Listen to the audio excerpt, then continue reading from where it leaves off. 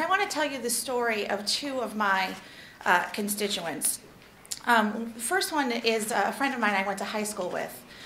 She's a young woman who is currently employed by a restaurant in northeastern Connecticut, and she's about to have a baby, her second child, in a couple of weeks. And I was chatting with her a couple of weeks ago, and she was telling me about how she moved back to Connecticut from California because she wanted to be closer to her family.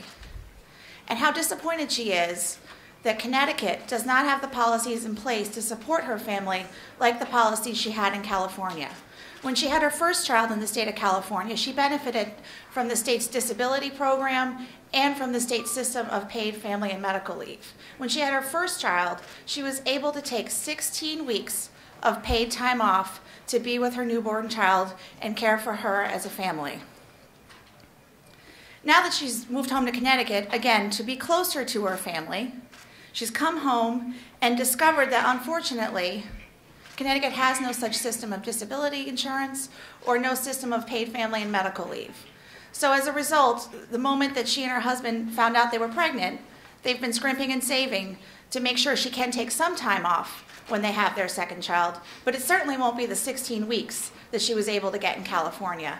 Unfortunately, in the state of Connecticut, where she came home to be closer to family, our policies are tearing her away from her newborn child and being able to care for her child with her family.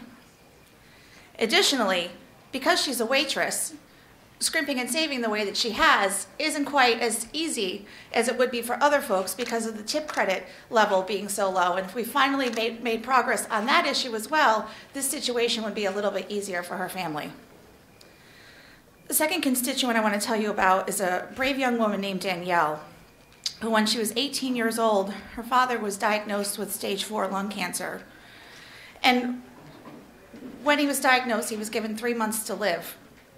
Her mother qualified for the existing Family and Medical Leave Act, which is unpaid, and she was able to take some of that time to care for her family, but their medical treatment was very expensive, and the insurance and the medical bills were mounting, and her mother needed to continue to work. Because of that, the night that her father died, her mother was working in the room next door in an effort to make ends meet and to pay the bills. Instead of being with her husband in the last moments of his life, she was instead working to support her family. She was unable to be with her husband at the moment of his death because in this state, we don't give workers the benefits that they have in every developed country of the world and in other states in this country. Connecticut has an opportunity this year to be a leader on these and other important issues to make sure that families aren't torn away from their loved ones in a time of joy or a time of crisis. I'm excited to be here helping to push forward the women's economic agenda in my new position as co-chair of the Senate Labor Committee.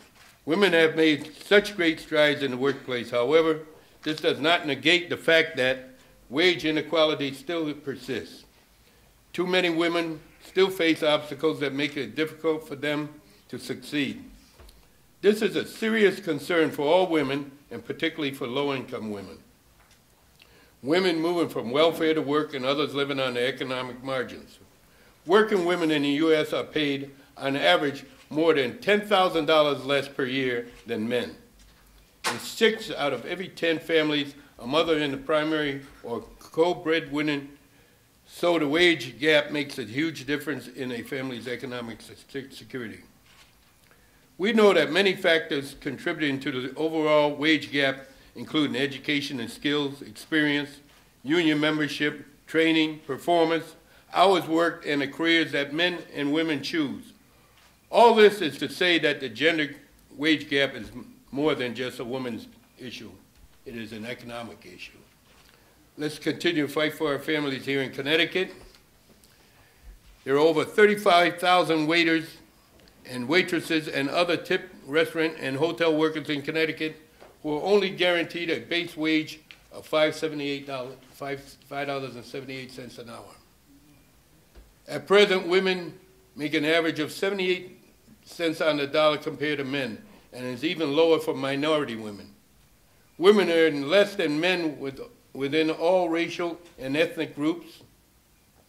women make up almost half of the workforce. Even though women are outpacing men in getting college degrees, that is not enough to close the gender pay gap. As women age, the wage gap continues to grow. Since the Equal Pay Act was signed in 1963, the wage gap has been closing at a very slow rate. The bills we are working for and hope to pass will send a signal forward that the aforementioned issues are serious and should be brought to the attention of your communities and your legislators.